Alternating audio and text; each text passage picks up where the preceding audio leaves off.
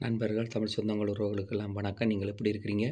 நல்லா இருப்பீங்கன்னு நான் நினைக்கிறேன். நானும் அதே போல் நல்ல சுகபலத்தோடு இருக்கிறேன். இன்றைக்கு 6ஆம் தேதி.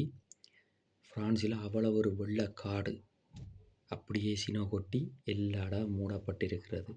அதனால் நீங்கள் எல்லாரும் உங்களுடைய உடல் நலங்களை பார்த்து ரெயின்களில் பயணப்படுற நீங்கள், மெட்ரோவில் பயணப்படுற நீங்கள், பஸ்ஸில் பயணப்படுற நீங்கள், காரில் பயணப்படுற நீங்கள் மிகவும் ரோட்டில் நடந்து போகும் பொழுதும் கூட மிக கவனமாக நடந்து செல்லுங்கள். காரணம் என்னென்று கேட்டால், இந்த குளிர் அவ்வளவு ஒரு எல்லா இடமும் பரவி அவ்வளவு ஒரு குளிர் தாக்கத்தை கொடுத்து கொண்டிருக்கிறது. ரோட்டில் நடக்கும் பொழுது கால் வழுக்கப்படும். கார்களில் ஓடும் பொழுது மிக கவனமாக ஓடுங்கள். பஸ்ஸுகள் ரெயின்களிலிருந்து இறங்கும் பொழுது மிக கவனமாக பாதுகாப்பாக இறங்குங்கள். அதே போல் என்னுடைய யூடியூப் நண்பர்கள், ஃபேஸ்புக் நண்பர்கள், என்னுடைய வாட்ஸ்அப் நண்பர்கள் எல்லாருக்காக நான் பாரப்பட்டு ஜெபித்து கொண்டிருக்கிறேன். இன்றைக்கு காலையில் நானும் எழும்பி என்னுடைய பைபிளை படித்து ஜெபித்து விட்டு என்னுடைய வேலையிடத்துக்கு போயிட்டு நான் மறுபடியும் வந்து இப்போ ஜிம் கிளாஸில் இருக்கிறேன். ஜிம் கிளாஸ் முடித்து கொண்டு நான் இனி இரவு வேலைக்கு செல்ல வேண்டும். அதே போல் உங்கள் ஒவ்வொருவருக்காகவும் நான் எப்பொழுதும் பாரப்பட்டு ஜெபித்து கொள்ளுகிறேன் என்று மீண்டும் சொல்லுகிறேன். அதே போல் நீங்கள் பார்த்து கொண்டீர்கள் என்றால் குளிர் இந்த வாரம் முழுக்க தொடர்ந்திருக்கும் என்று சொல்லி ஃப்ரான்ஸ் வானிலை மையம் அறிவித்திருக்கிறது. அதை உங்களுடைய கவனத்தில் கொள்ளுங்கள். அதை நீங்கள் பார்ப்பீர்கள். உங்களுக்கு டெலிஃபோன் இருக்கும் பொழுது நீங்கள் எல்லோரும் இலகுவாக பார்த்து கொள்வீர்கள். அதே போல் காலையிலேயே என்னுடைய தம்பியாக்கள் இலங்கையிலிருந்து எடுத்து இன்றைய நாளை பற்றி குறித்து பேசி அவர்களுடைய ஒவ்வொரு காரியங்களையும் செய்துவிட்டு நானும் மிகவும் குளிரோடு தான் என்னுடைய பயணம் ஓடிக்கொண்டிருக்கிறது. வன்னி மலத்துளி யூடியூப்புக்கு கொஞ்சம் வீடியோ எடுப்போம் என்று சொல்லி பார்த்தேன். ஆனால் கை வந்து என்ன சொல்லுவது, அவ்வளவுத்துக்கு குளிர் இறுக்கிட்டுது. கை அப்படி அசைக்கலாம், குளிர் இறுக்கிட்டுது. அப்படியே அமைதியாக அந்த வேலையை இன்றைக்கு செய்யவில்லை. குளிருக்குள் போய் எடுக்கக்கூடிய சூழ்நிலை இல்லை என்று சொல்லி விட்டுட்டேன்.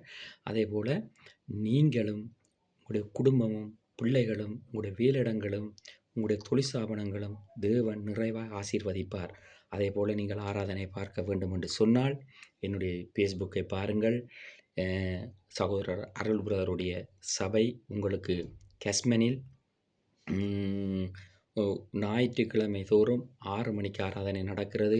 நீங்கள் வந்து அதை பார்க்கலாம். நீங்கள் அதில் விடுதலை அடையலாம். உங்களுக்கு அது சமாதானமாக இருக்கும், சந்தோஷமாக இருக்கும்.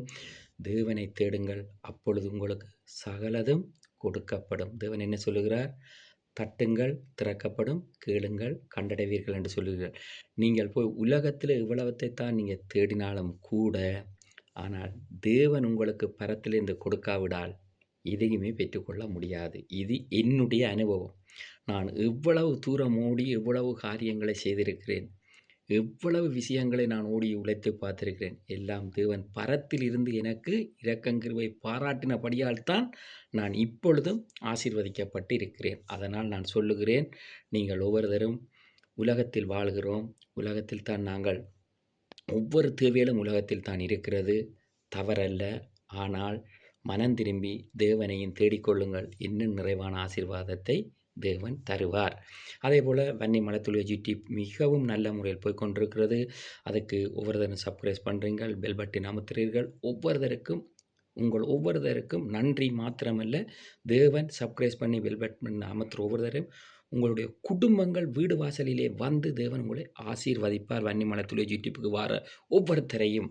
அதே போல் நானும் ஒவ்வொரு காரியங்களையும் என்னுடைய சிந்தனையில் இருந்து ஆராய்ந்து அதை சரி செய்து தான் உங்களுக்கு இந்த பதிவுகளை ஒன்றையும் வைத்து கொண்டிருக்கிறேன்.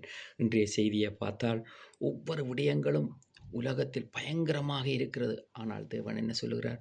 உனக்கு ஒரு கூடாரத்தை தந்து அந்த கூடாரத்துக்குள் உன்னை மூடி பாதுகாத்து கொள்வேன், வாதையின் கூடாரத்தை அணுகாது என்று சொல்லி வேதம் சொல்லுகிறது.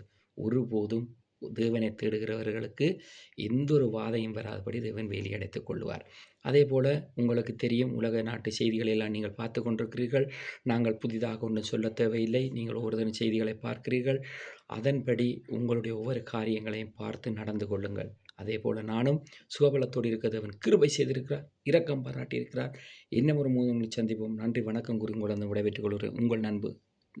நன்றி, வணக்கம்.